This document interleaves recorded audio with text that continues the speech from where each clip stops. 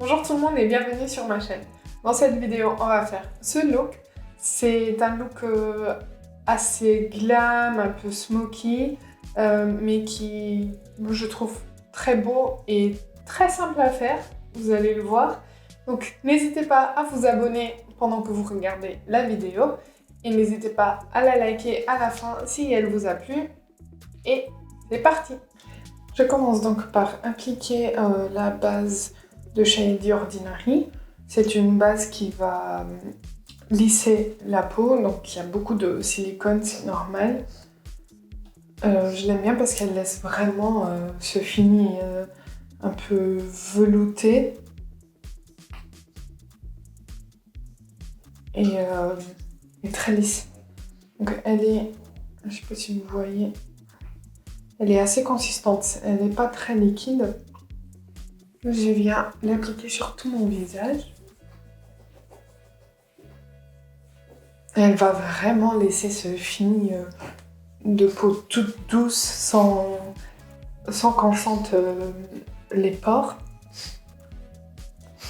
Ensuite, je viens appliquer le fond de teint Care de chez Sephora Collection dans la teinte 10N. C'est un fond de teint hydratant qui va donner un éclat naturel et qui promet une tenue de 10 heures. Les ingrédients sont à 97% d'origine naturelle et je vais l'appliquer avec une éponge de chez Emax Design que vous pouvez trouver sur Amazon.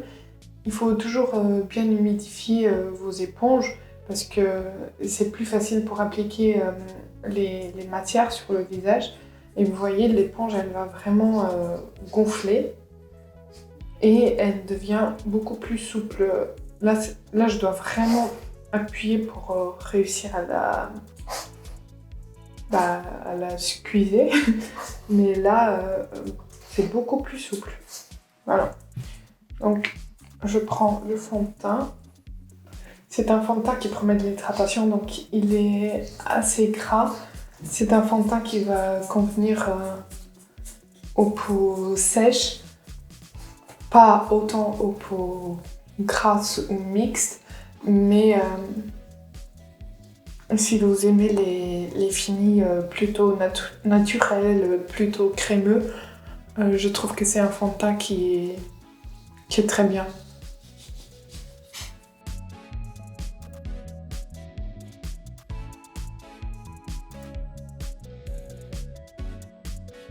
Vous voyez ce que ça donne sur la peau, c'est vraiment presque imperceptible, mais ça garde un éclat vraiment comme ses promesses.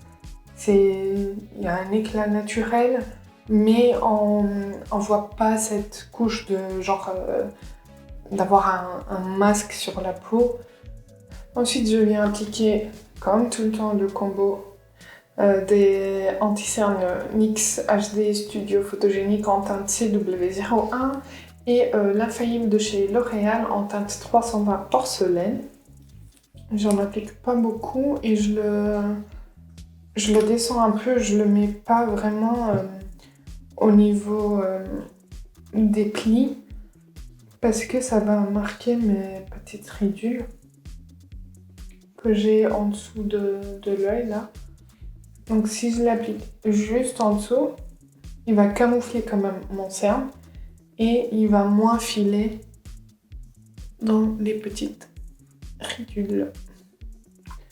J'en applique aussi sur ma paupière pour neutraliser un peu. Vous voyez, j'ai les vaisseaux qui se voient quand même pas mal. Donc en appliquant un peu d'anti-cerne, ça va déjà neutraliser, ça va déjà préparer la paupière, structurer un peu le regard. Et ça enlève ce terre un peu de fatigue qu'on peut avoir. Ensuite, je viens poudrer plutôt au niveau de la zone T et le dessous des yeux. Pour ça, je vais utiliser la poudre Blur and Set de chez Milk Makeup. C'est la teinte translucide. Et je viens l'appliquer avec un pinceau. Comme ça. Et je viens tapoter pour que ça s'intègre mieux, pardon.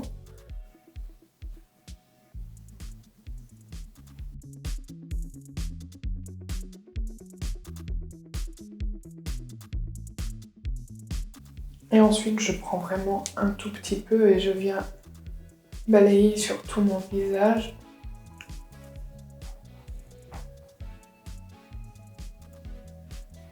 Juste pour enlever cet effet collant du fond de teint parce que c'est pas un fond de teint qui va sécher. Ensuite, je viens appliquer le blush et bronzer de chez NARS. C'est le blush Orgasme et le bronzer c'est le Laguna. Donc, qui se présente comme ceci. C'est un duo, une mini palette avec les deux et vous avez un petit miroir aussi. Donc je viens avec un pinceau prélever le bronzer. Et faites attention avec les produits NARS parce qu'ils sont très pigmentés et vous n'avez pas envie de vous louper. Donc allez-y doucement. Donc j'ai appliqué comme toujours le bronzer au niveau de mon creux, de la joue et je remonte au niveau des tempes, de mon front. Et pour le blush, je prends un pinceau biseauté, j'en prélève un peu et je viens le déposer sur le bombé de ma joue en le floutant un peu avec le bronzer. Ensuite pour l'highlighter, je viens prendre le Let It Glow Extra Dimension Skin Finish de chez MAC qui se présente comme ceci. Et je viens l'appliquer sur le bombé de mes joues. C'est un highlighter assez pailleté et c'est pas ce que je préfère. Mais je le trouve quand même assez beau.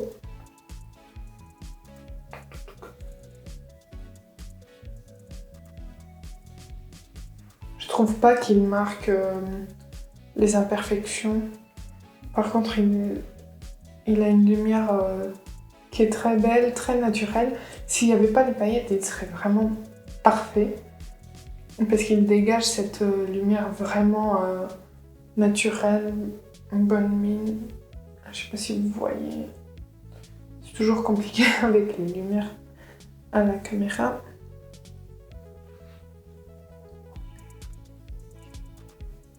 Ouais, je pense que là vous voyez mieux, vous voyez, c'est vraiment très naturel, il n'y a pas de sous-ton doré ou rosé, il est très neutre donc je pense qu'il pourra aller à pas mal de personnes, pas mal de types de carnation, mais le seul défaut c'est vraiment les paillettes, sinon il est très très beau.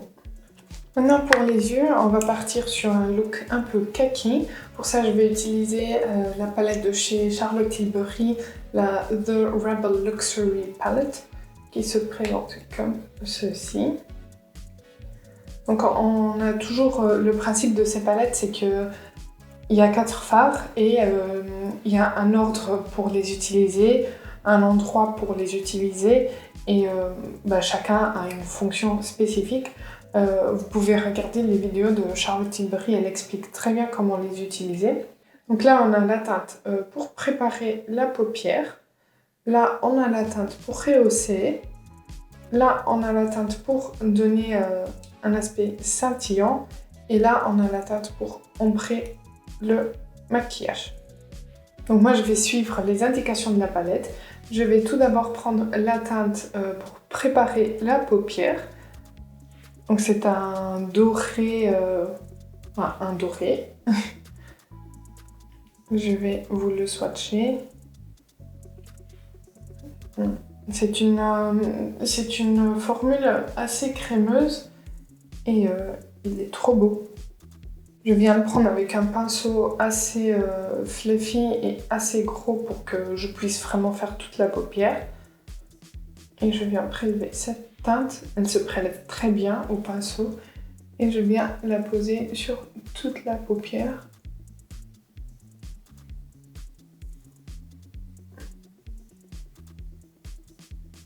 C'est très beau. Et c'est tellement facile. Je pense que vous avez vu que d'un coup, toute la paupière est devenue dorée. Et c'est vraiment très simple à appliquer. C'est facile à estomper également. Et j'ai pas appliqué de base, j'ai juste vraiment l'anti-cerne que j'ai poudré avec la poudre Milk. Et ça s'applique vraiment bien. Il y a de la pigmentation et c'est très beau. Très lumineux. Je sais pas si vous verrez bien. Je trouve que ce fard, lui tout seul, ça va déjà. on a un maquillage tout simple, mais bien lumineux. Et c'est une couleur vraiment très belle. Allez, venez un peu plus près. Voilà, c'est un peu mieux. Ensuite, je viens prendre un autre pinceau. Comme ça, il est assez fin, mais c'est un pinceau qui est bien pour estomper.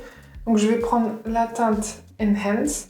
Et en fait, les teintes ont un ordre, donc c'est le 1, le 2, le 3 et le 4. Donc on va prendre la 2 et on va plutôt l'appliquer au niveau du creux. Ah, mais c'est vraiment trop beau. Et c'est pigmenté. J'y suis allée vraiment juste une fois très légèrement. Et c'est un bonheur à travailler, franchement.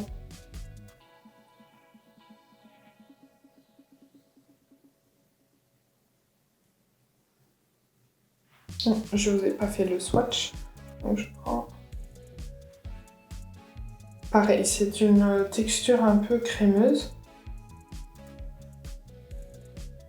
C'est trop beau. J'avais jamais essayé les fards Charlotte Tilbury. Et franchement, ils sont très bien. Enfin, pour les deux teintes que j'ai essayées, et pour cette palette en tout cas. Mais je pense qu'elle a plus ou moins la même formule dans toutes ces palettes. Du moins, elle a ce principe de 1, 2, 3, 4 que je trouve vraiment bien quand on ne sait pas trop quoi faire. Comment appliquer les fards, comment les combiner. Donc, je trouve ça plutôt bien comme concept. Ce kaki, il est vraiment beau. Ensuite, avec la teinte numéro 3, je viens ombrer. Je vous fais le swatch. Elle est un peu moins crémeuse, mais elle a quand même un peu cette texture crémeuse. Et c'est ouf. Donc je viens prendre un pinceau un peu plus précis. Je viens prélever la teinte pour venir vraiment juste au niveau du coin externe, ombrer un peu. Et vous voyez, c'est vraiment très pigmenté. Mais d'une façon légère en même temps, je sais pas expliquer, ça va pas faire de taches, c'est vraiment trop bien. Ça vient donner ce côté un peu smoky.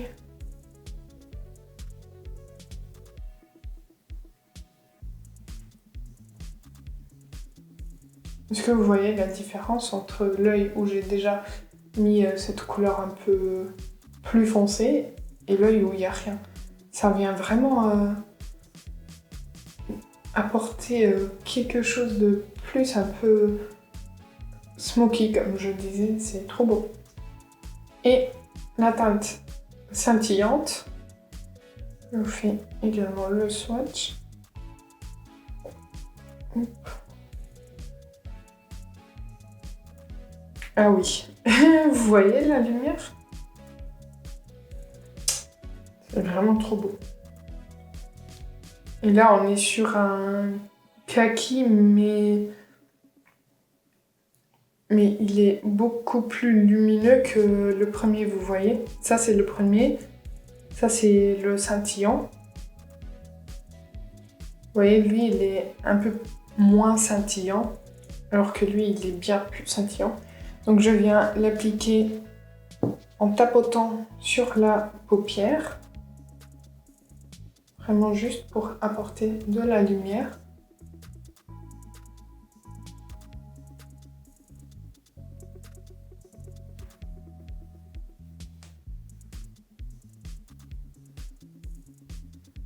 C'est trop beau. Est-ce que vous voyez la différence?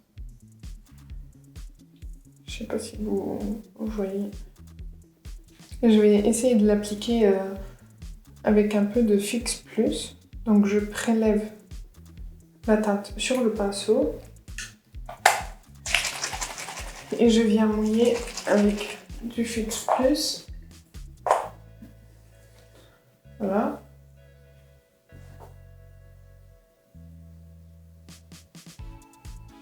Mais c'est encore plus lumineux. C'est trop beau. Je sais pas ce que vous en pensez, mais moi, j'aime trop. Je viens prendre la teinte pour ombrer, pour la mettre au ras des cils inférieur. Juste au niveau du coin externe.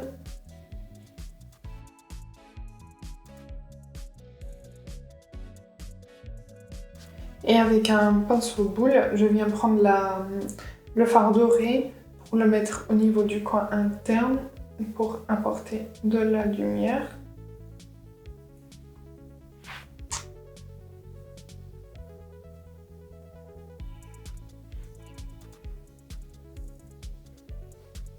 Franchement, c'est trop beau, ça donne vraiment un look glam, smoky, alors que on n'a pas énormément dû travailler les fards.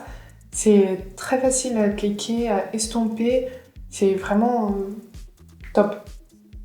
Je vais appliquer un crayon noir en muqueuse supérieure et le mascara et je reviens tout de suite. Voilà, maintenant il manque les lèvres. Tous les produits que j'utilise pendant la vidéo sont tous dans la barre d'infos si vous voulez savoir quel produit j'ai utilisé. Pour les lèvres, je pense que je vais mettre le Superstay de chez Maybelline en teinte 65. Je sais pas si ça va aller. On verra bien.